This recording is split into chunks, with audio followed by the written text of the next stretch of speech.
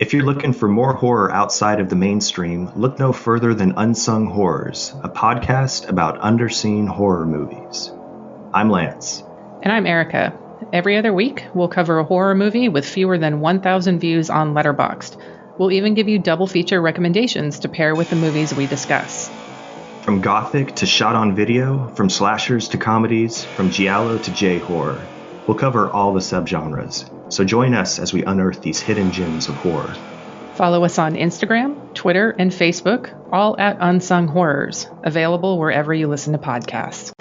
And part of the Someone's Favorite Productions podcast network.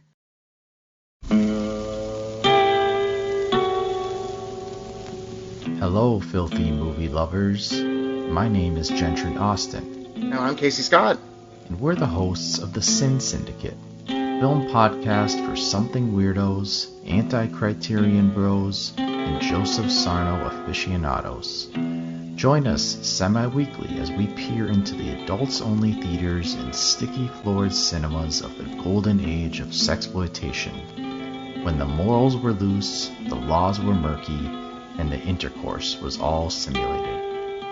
Find us now on the Someone's Favorite Productions podcast network.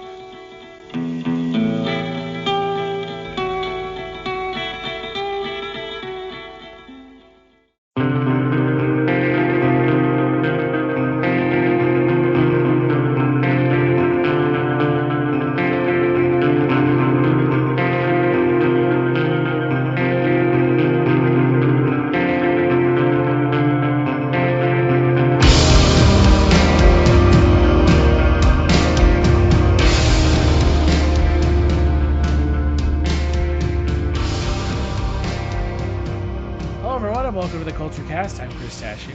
And I'm Liang. Today we're going to be talking about Mimic, Guillermo del Toro's first English language film from 1997. But before we get to that, let's talk Stream Police. Sean, what do you got for me this week? Okay, so since we're doing horror movies, this is not on our list for the month. Hush, which I think is a Netflix original. I might be totally wrong, but it's a Blumhouse movie that came out on Netflix like last month, and it's really good. It's about this girl who is deaf, and she's living out in a cabin on her own to write, because she's a writer, and she is stalked by this guy who attacks her. So it's kind of like, I don't know if it's hard to explain. There's this play called Wait Until Dark. It's just like that. I'm trying to think of any other examples, but it's basically like it's just like a slasher movie where this girl is stalked in her own cabin while she tries to survive, but she's deaf, and it's really good. It's a really good movie, actually. Check it out. Simple horror movie. The other one I chose almost made our list. Really? Because it's a good one. Almost. It's definitely, it stood out for me at least. So yeah, I would say check that out. Also, I think it's kind of appropriate, is Seeking a Friend for the End of the World, which I saw a long time ago when I was interning out here in LA, but it's such a good movie with Steve Carell and Keira Knightley, and it's about these two strangers who, on the verge of this giant meteor hitting Earth and killing everybody, the world pretty much, everyone knows they have a limited amount of time left on Earth, so they kind of like go crazy, like either they party or they, it's basically what would happen if you knew the world was ending. And it's kind of a fun look at it, but then it turns into such a profoundly, like, somehow, like, subtly, like, beautiful movie. It's really sweet. Steve Carell was the first time I think I saw him and took him seriously like this. It was such a good movie. The relationship between him and Keira Knightley, it's great. Definitely worth a watch. Such a sweet story. Check it out. It's on Netflix now. Oh, I watched that movie last year for a podcast for the site, actually. Oh, that's right.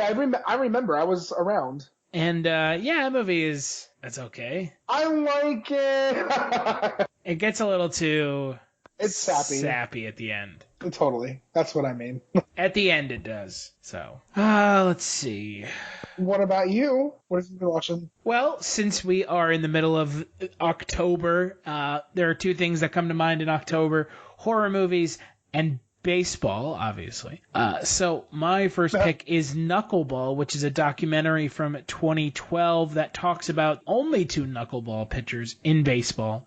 It is a documentary about the hardest to pitch style of pitching in baseball. The knuckleball is kind of a famed, kind of revered, misunderstood pitch. It allows the pitcher who uses the knuckleball to essentially pitch way longer into his career than 90% of pitchers because it doesn't put as much stress and strain on the arm. Interesting. Wow. But it's a really interesting, well done documentary about 2 knuckleball pitchers. I believe one of them is R.A. Dickey, who now pitches for the Toronto Blue Jays.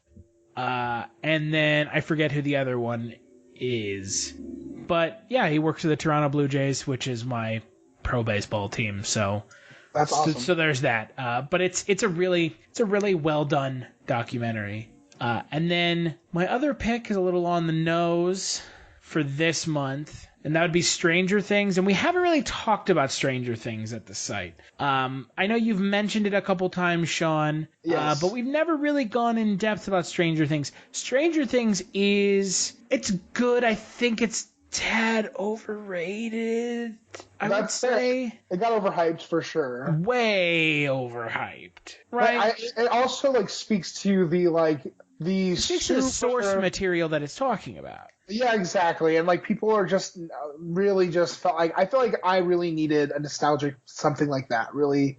And that's what I just needed, that to relive whatever it is I wanted.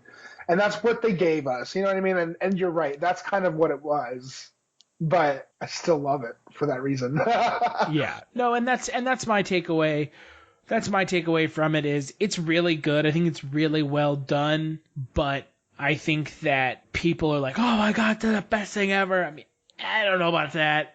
I don't even think it's the best thing that Netflix has ever done. No, I don't think so either. Yeah, but it's essentially a kid disappears and his friends and family are looking for him. And there might be some supernatural things going on. There might be some government conspiracies. There might be some MK Ultra-esque experiments going on.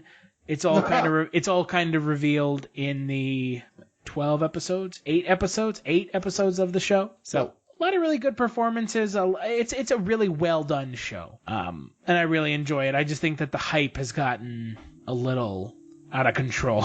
Totally, yeah. Go into it just for the story. I think that's the fun part about it. Yeah. Well, let's talk a little bit about Mimic, shall we? Mimic came out in 1997. Like I mentioned previously, it is Guillermo del Toro's first American language film. Stars Mira Sorvino, Jeremy Northam, Giancarlo Giannini, Charles S. Dutton, and a very young Josh Brolin, along with an even younger Norman Reedus, and a random cameo from F. Murray Abraham. I still don't understand why F. Murray Abraham is in this movie, but that's beside the point. The IMDb synopsis for the film is, 3 years ago, entomologist Dr. Susan Tyler genetically created an insect to kill cockroaches carrying a virulent disease. Now the insects are out to destroy their only predator, mankind. Strickler's disease came to New York like a thief in the night. It was deadly, threatening to steal an entire generation of our children from before our eyes. Since it has proven to be virtually immune to chemical control, we had to find a new avenue of attack. We recombined DNA to create a biological counteragent. We call it the Judas breed. Now, the cure they created has taken on a life of its own. So you think your little Frankensteins got the better of you? They all died in the lab. But you let them out. Evolution is a way of keeping things alive. Sometimes an insect will evolve to mimic its predator. A fly can look like a spider. A caterpillar can look like a snake.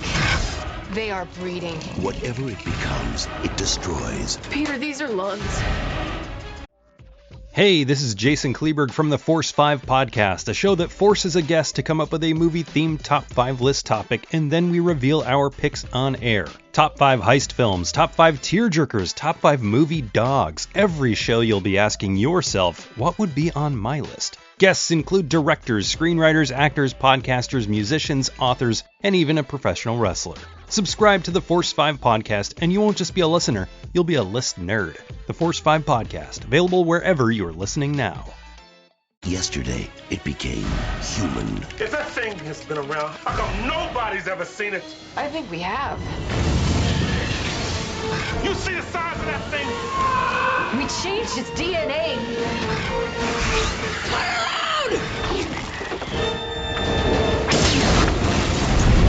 Mira Sorvino, Jeremy Northam, Josh Brolin, Charles Dutton, Giancarlo Giannini, F. Murray Abraham.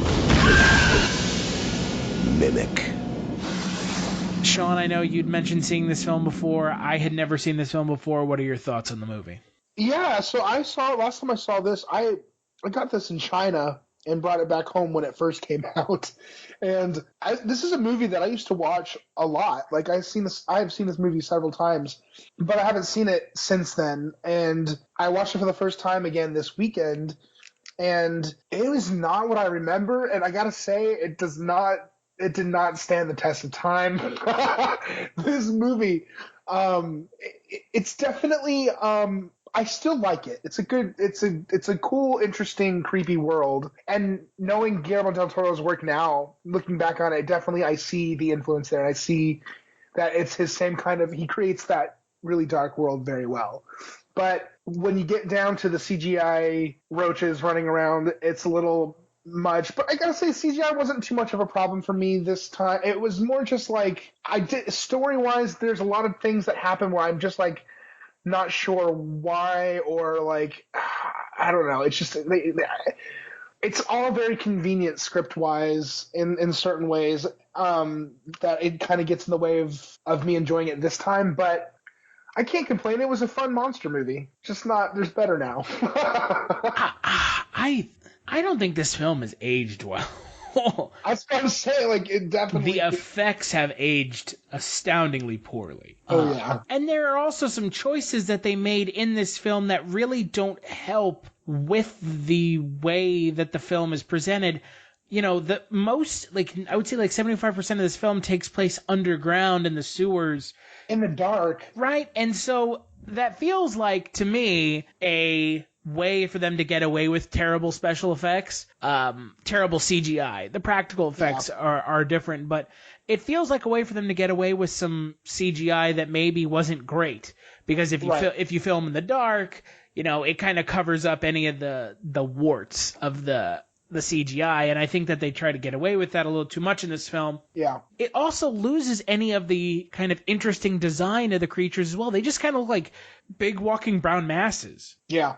Because we never really see the detail. No, we don't, because everything is going on underground in the dark. And that's pretty disappointing because it's an interesting concept. I think it's an interesting story. It's based off of a book by one of the, you know, science fiction writers who is kind of lumped in with, you know, Isaac Asimov and some of the other Futurians, Donald A. Wollheim. I mean, the book is the short story is obviously drastically different than the film, but it's an interesting idea. But I think it's very poorly executed.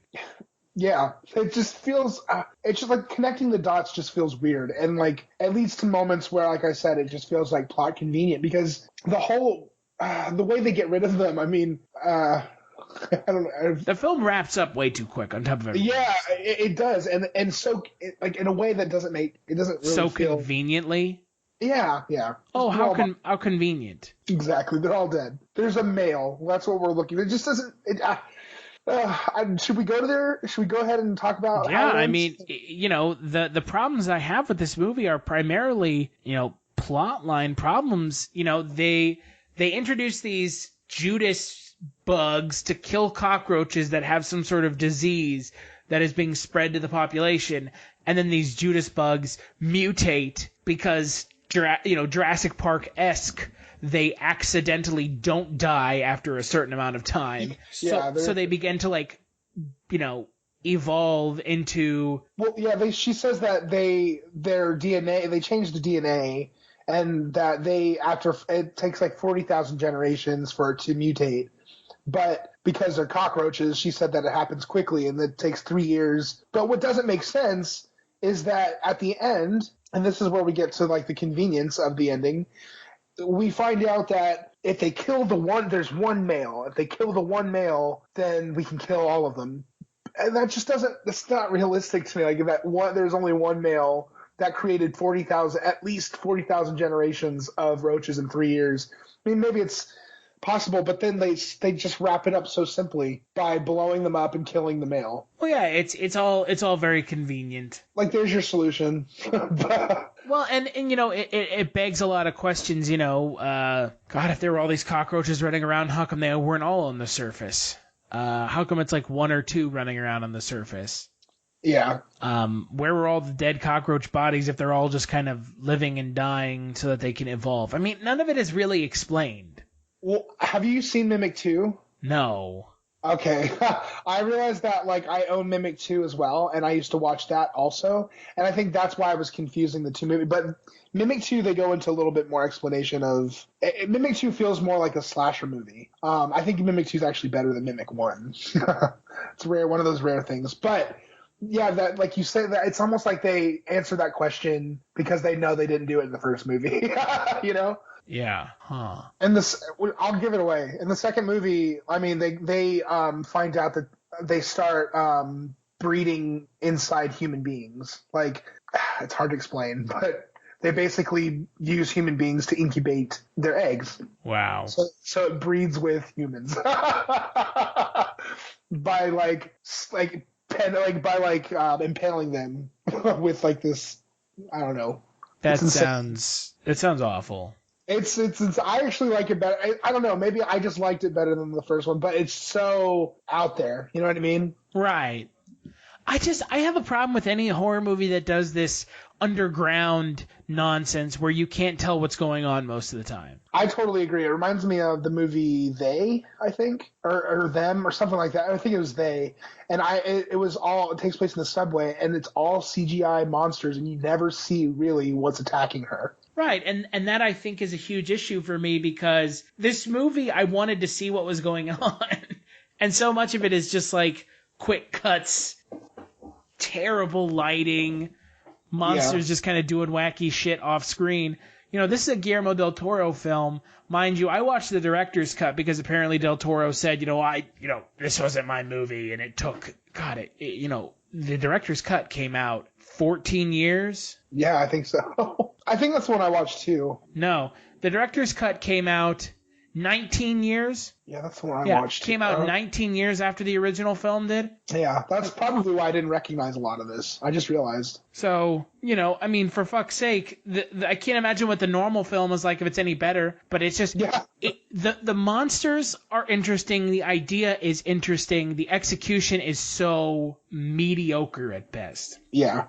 Yeah. And the main characters are okay. I mean, the actress who plays the main heroine, Mira Sorvino, she's all right. I mean, they don't really give her or Jeremy Northam, who plays her husband in the film, they don't really give them a lot to do. Yeah, and it's funny because the characters we recognize, like I saw Josh Brolin and I was like, oh my God, that's Josh Brolin. And I realized that his character doesn't do much. Like, I was like, oh my God. And then like this, and like, I don't know, I feel like the same thing happens with our two main characters because I don't even remember them at all. You know what I mean? Like, did they do anything else? Not really. I mean, there's this kind of subplot about, them having a baby, but right. I mean, it's just the best horror movies have characters that you root for. Yeah, right. And I didn't root for any of the characters in this film.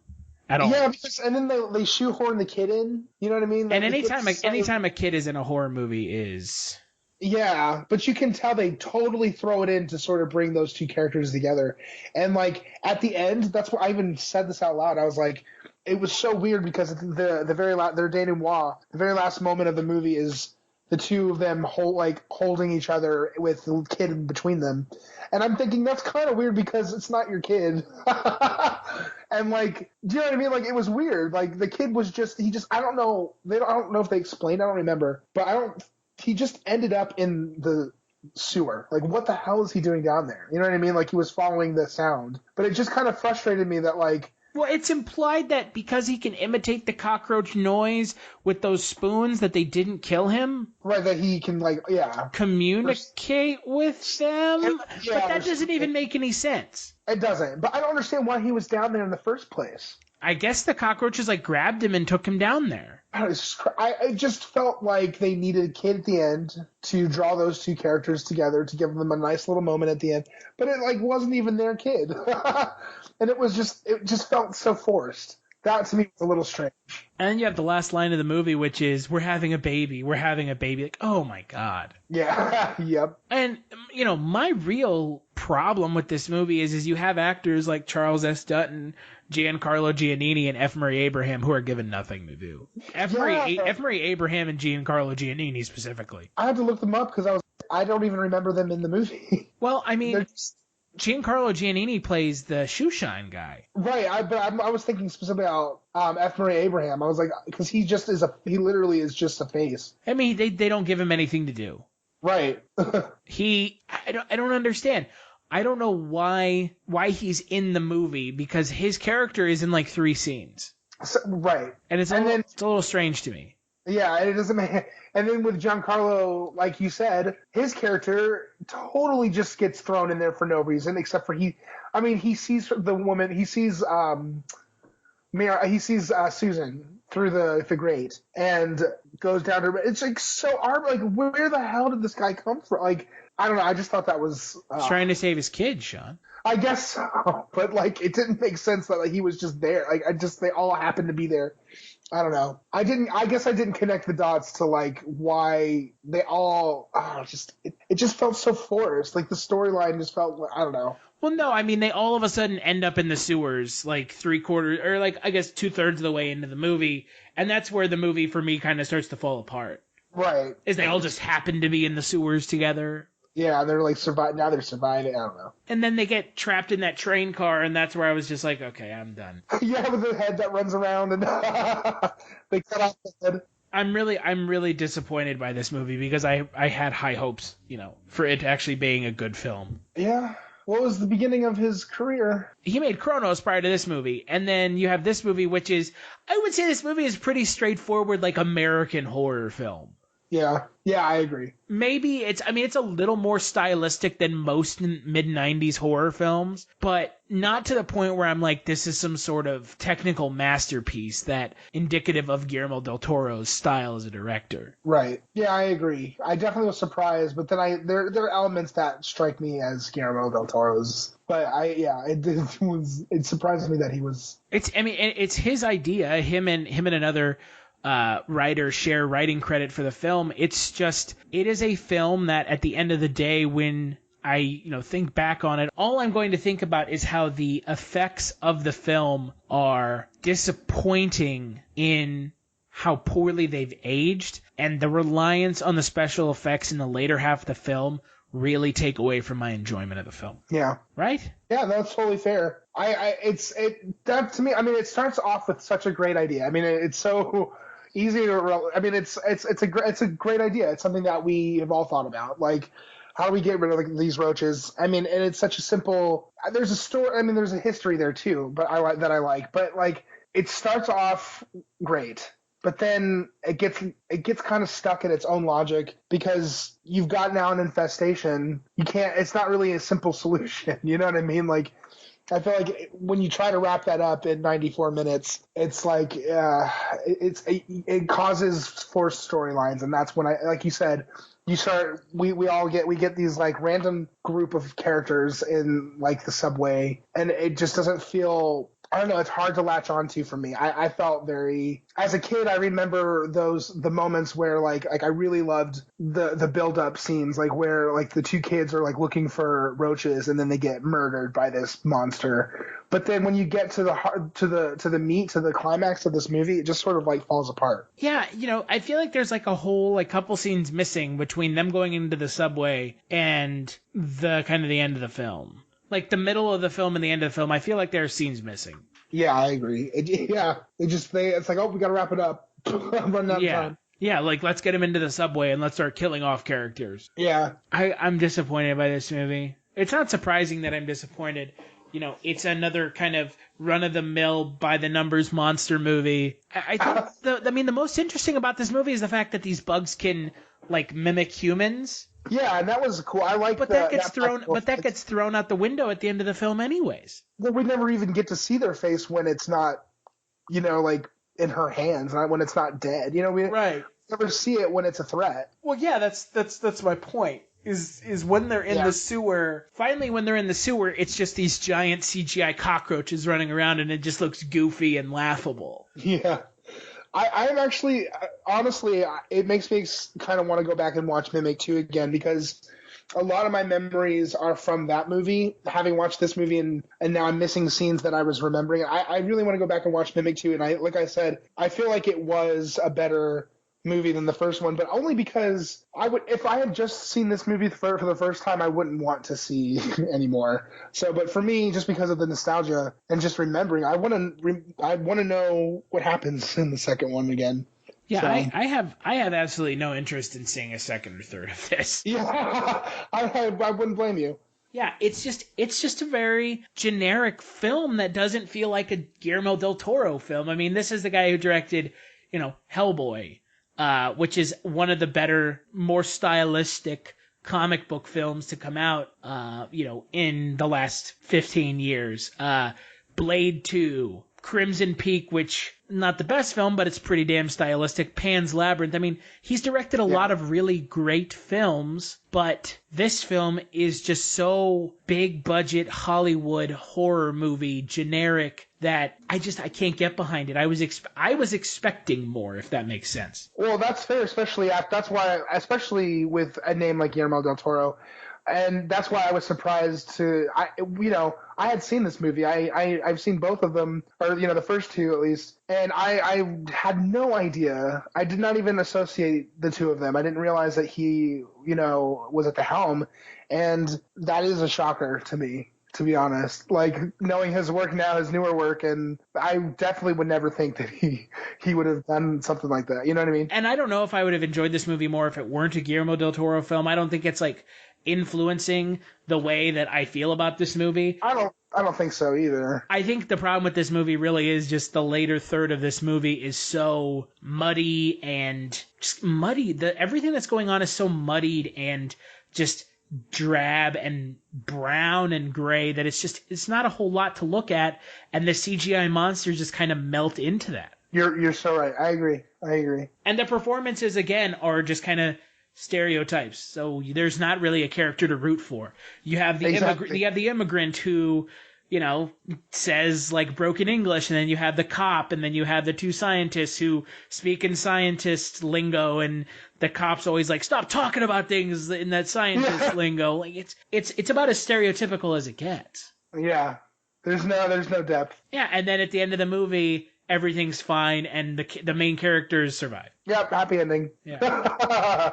Yeah. I like the bug design when the bugs are just walking around as like fake humans, but I think outside of that, I think there isn't a whole lot. Yeah. In the way of design. Yeah, you can't see anything anyways. And again, the CGI itself has really not aged well. No. The blurs on the screen.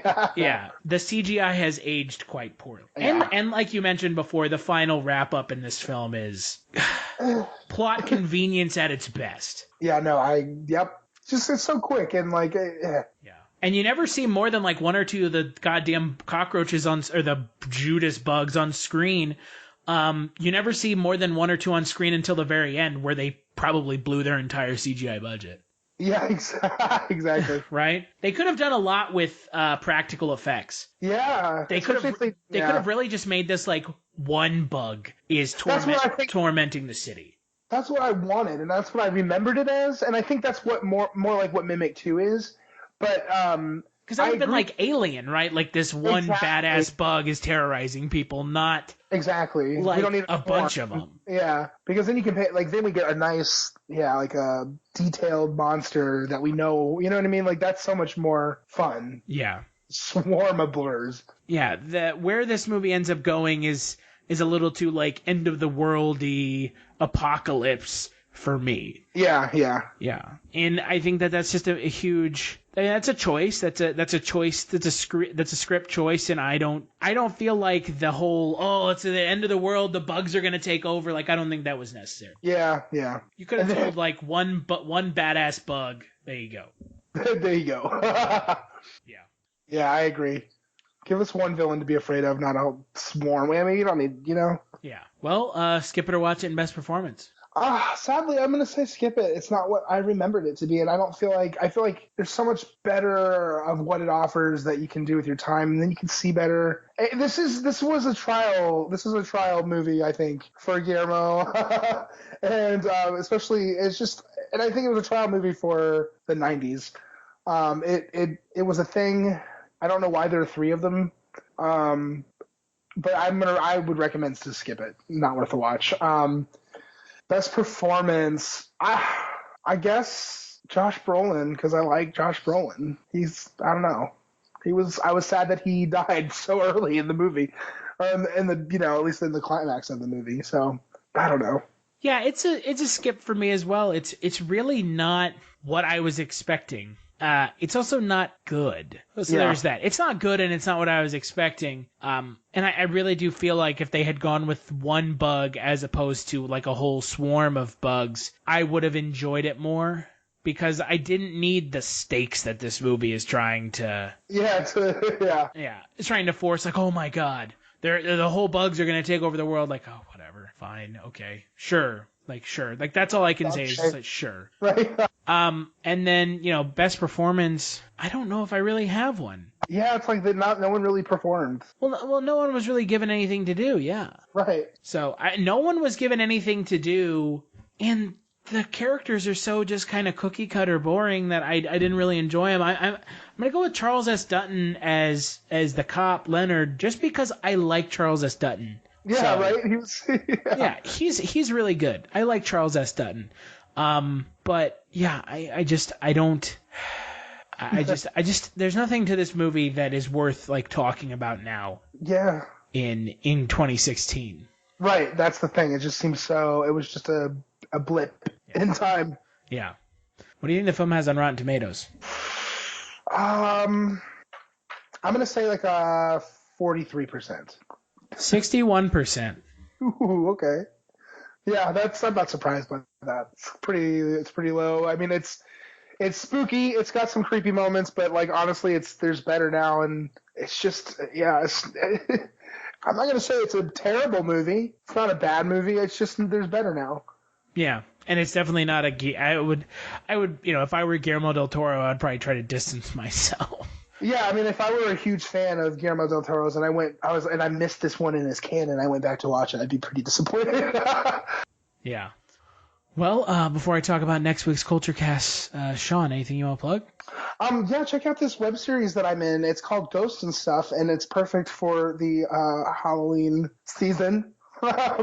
Check it out. It's really funny. I actually think it's funny, and I think it's about 3 episodes, but it's all on YouTube. So check out Ghosts and Stuff. I'll post it on my Facebook page. And as always, you can follow me on Twitter. I'm Shonifer, and on Facebook, I'm Sean Liang.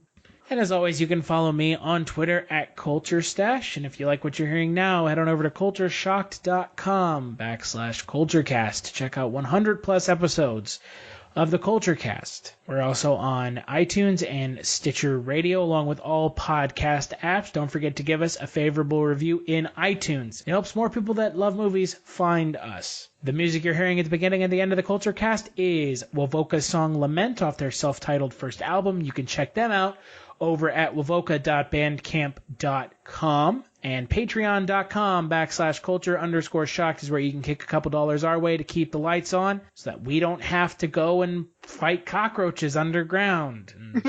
Without flashlights. Yeah, without flashlights that we just randomly happen to drop. It's pretty dark down there. Yeah. Next week, we're going to be talking about Pandorum and Videodrome, so make sure to check those out.